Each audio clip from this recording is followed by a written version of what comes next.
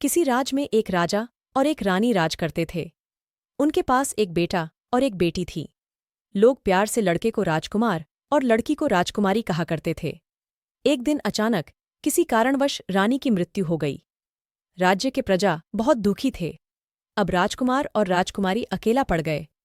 कुछ दिन बीतने पर राजा ने दूसरी शादी करने का फैसला किया। राज दरबारियों ने राजा को दूसरी शादी करने से मना किया, परंतु राजा ने दरबारियों की एक भी न सुनी। अगले दिन राजा ने दूसरी शादी कर ली। दूसरी शादी करते ही दोनों भाई बहन और अकेलेपन को महसूस करने लगा।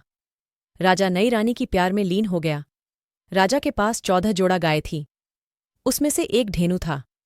नई की रानी को 1 साल बाद एक लड़का पैदा हुआ। नई की रानी को अपने बेटे से प्यार, सौत के बेटे बेटी से नफरत होने लगा। अपने बेटे को सदा प्यार करती और सौत के बेटे को सदा फटकारती रहती। अपने बेटे को दूध मलाई खिलाती, सौत के बेटे को सदा फटकारती रहती। अपने बेटे को दूध मलाई खिलाती और उसको खुद्दी चुन्नही का रोटी खिलाती। राजकुमार खुद्दी चुन्नी को लेकर धेनु गाय को खिला देता था। बदले में धेनु गाय भर पेट पिला देती थी। कुछ दिन बाद मन ही मन रानी सोचने लगी, मैं अपने बेटे को दाल भात, दूध मलीदा खिलाती हूँ, फिर भी स्वास्थ्य ठीक नहीं है, और उसको खुद्दी चुन्नी खिलाती हूँ, फिर भी उसका स्वास्थ्य बहुत अच्छा है। इसी प्रकार नफरत की दुनिया में कई साल बीत गया। एक दिन की बात है। धेनु गाय राजकुमार से बोली, राजकुमार, जब से तुम्हारी माँ मर गई तब से मेरा खाना पीना दुश्वार हो गया। नई की रानी तो कभी भी आत्मा से खाना नहीं देती है। यदि मैं आज तक इस खूंटे पर रहा तो सिर्फ तेरे खातिर। अब तुम्हारा दुख मुझसे देखा नहीं जाता। आओ, मेरे पीठ पर सवार हो जाओ। मैं तुम्हें आकाश में ले जाकर एक गुप्त बात बताऊंगी जो हर हमेशा तेरा काम आएगा। राजकुमार ने ऐसा ही किया। धेनु गाय आकाश में उड़ गई। ऊपर जाकर धेनु गाय बोली, राजकुमारी, तुम्हें जब भी किसी चीज की दिक्कत हो या कोई संकट आ जाए तो मेरा नाम ले लेना। मैं तुम्हारे खातिर और तेरी माँ के खातिर सदा तुम्हारे साथ रहूंगी। जब भी संकट आए याद कर लेना, जय माँ। बूढ़ी गाय, जो चाहोगे तुम्हारा काम बन जाएगा। इतना कहकर धेनु गाय स्वर्गलोक चली गई और राजकुमार पुनः पृथ्वी पर आ खड़ा हुआ। अब इस कहानी को थोड़ी देर के लिए यहीं छोड़ता हूँ। आगे की कहानी सुनिए। एक दिन राजकुमार नदी में स्नान करने गया। नदी की बीच धारा में एक बक्सा उपलाकर बहती जा रही थी। राजकुमार ने उसे पकड़कर किनारे पर लाया और बक्से को खोला। बक्से को ज्यों खोला, उसमें से एक लंबा तगड़ा राक्षस निकला और लड़ने के लिए ताल ठोकने लगा। राजकुमार ने उसे काफी समझाया, पर एक न मानी। अंत में राजकुमार ने धेनु गाय हो याद किया, जब माँ बूढ़ी गाय। राजकुमार में अचूक शक्ति आ गई। राजकुमार ने राक्षस से हाथ मिलाया और नदी के पाट पर उठा उठाकर धोबिया पाट पटकने लगा।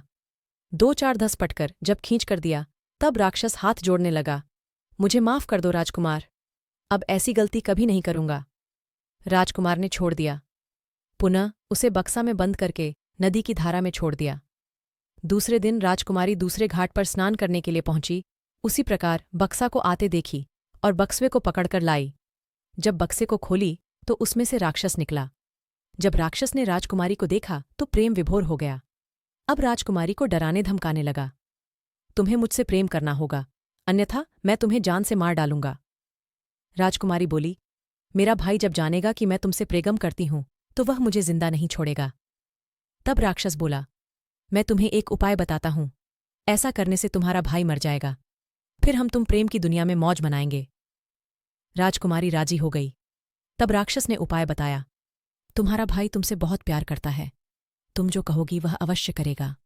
उसे कहना, जंगल में से बाघिन का एक बूंद दूध ला दीजिए। वह ज्यों ही दूध लाने जाएगा, उसे जंगली जानवर मारकर खा जाएगा। राजकुमारी ने घर जाकर अपने भाई से ऐसा ही करने को कही।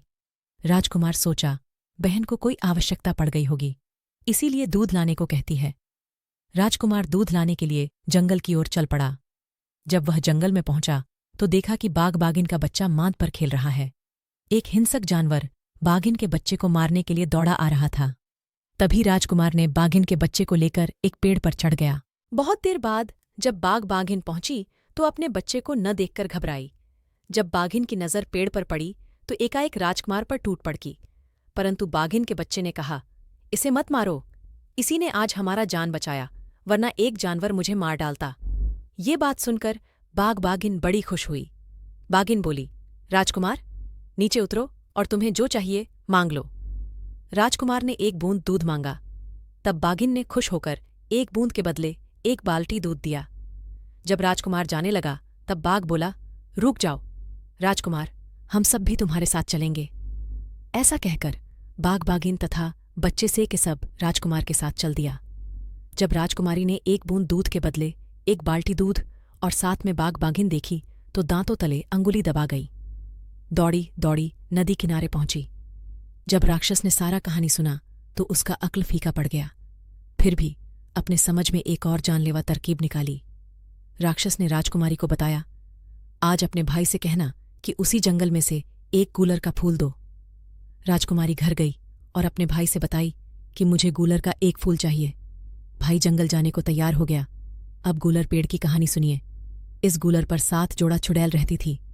जो कोई गूलर को छूता उसकी मौत निश्चित थी। राजकुमार पेड़ के निकट पहुंचा। ज्यों ही पेड़ पर चढ़ने लगा कि चुड़ैलों ने हरहोड़ मचाना शुरू कर दिया। सब के सब राजकुमार को मारने के लिए हाथ पैर खींचने लगा। राजकुमार का अक्ल गुम हो रहा था। अंतमम उसे बूढ़ी गाय का नाम याद आया। जय मां बूढ़ी गाय। इतना कहते ही राजकुमार में अचूक बल उत्पन्न हुआ। तब राजकुमार सभी चुड़ैलों को बाल पकड़ पकड़कर पेड़ की डाल पर पटकने लगा। तब चुड़ैल बोली, मुझे माफ कर दो राजकुमार, तुम्हें जो चाहिए मांग लो। तब राजकुमार ने एक गूलर की बात कही। लेकिन एक गूलर को कौन कहे? सभी चुड़ैल मिलकर बोली, राजकुमार, तुम्हें एक गूलर तो क्या, मैं समूचे पेड़ उठाए चलती हूं। ऐसा कहकर सभी चुड़ैल ने गूलर का समूचे पेड़ ही उठा लिया और घर तक पहुंचा दिया। जब राजकुमारी देखी तो दौड़ी दौड़ी नदी किनारे पहुंच गई। राक्षस को सारी कहानी सुनाई। राक्षस आश्चर्य में पड़ गया। फिर भी अंत में एक अंतिम अचूक जानलेवा उपाय बताया। कार्तिक का महीना था। अपने भाई से कहना, गेहूं का एक बाल ला दे। बहन गई और भाई बोली, भैया एक सामान और ला दीजिए, मुझे गेहूं का एक बाल ला दीजिए। कार्तिक का महीना था। 20 कट्ठा में एक गेहूं का खेत था। ये खेत परी का था। खेत से इस प्लॉट में एक कुआं था। इसी कुएं में 7 परी रहती थीं। यदि कोई भी व्यक्ति बाल को छूता तो सभी परी मिलकर उसे मार डालती। राजकुमार खेत में ज्यों ही पहुंचा त्यों ही 7 परी निकलकर कुएं पर खड़ी हो गई। राजकुमार ने एक बाल को तोड़ा। 7 परी राजकुमार को तंग करने लगीं। तब राजकुमार ने बूढ़ी गाय का नाम लिया और 7 परी को उठाकर कुएं पर पटकने लगा। अंत में 7 परी हाथ जोड़कर खड़ी हो गई। मुझे माफ कर दो राजकुमार, मैं गेहूं के पूरे खत्ते को ही उठाए चलती हूं। सबों ने मिलकर पूरे खेत को ही उठा ली और राजकुमार के साथ चल दी। फिर राजकुमारी देखी और दरवाजे के पिछले गली से निकलकर नदी की ओर दौड़ गई। इस बार राजकुमार को शक हुआ कि आखिर कौन सी बात है कि हर मांग में खतरा ही खतरा है। ऐसा सोचकर बहन के पीछे पीछे गया। राजकुमार देखा उसकी बहन उसी राक्षस से बातचीत कर रही है। तभी राजकुमार उसके निकट पहुंचा। राजकुमार बहन के सारे कारनामे को समझ गया। राजकुमार ने बूढ़ी गाय का नाम लिया। हाथ में एक तलवार आ गया। उसी तलवार से बहन और राक्षस को 2-2 टुक कर दिया और उसी बक्से में बंद करके बीच धारा में छोड़ दिया। अब राजकुमार अपने राज्य को लौटा। देखा पिताजी अंधे हो गए हैं, माता को कुष्ठ हो गया है, भाई का स्वास्थ्य एकदम अधमरा सा हो गया। तब राजकुमार ने अपने हाथ से भात दाल बनाया और माता पिता भाई को अपने हाथ से खिलाया। ज्यों ज्यों भात दाल को सबों ने खाया त्यों त्यों सबका रोग ठीक होता चला गया। अंत में सब के सब निरोग हो गए। अब राजकुमार ने बूढ़ी गाय का नाम लिया तो 3 मंजिल की बेमिसाल मकान बन गया। उसी मकान में प्रेम से सब कोई रहने लगा।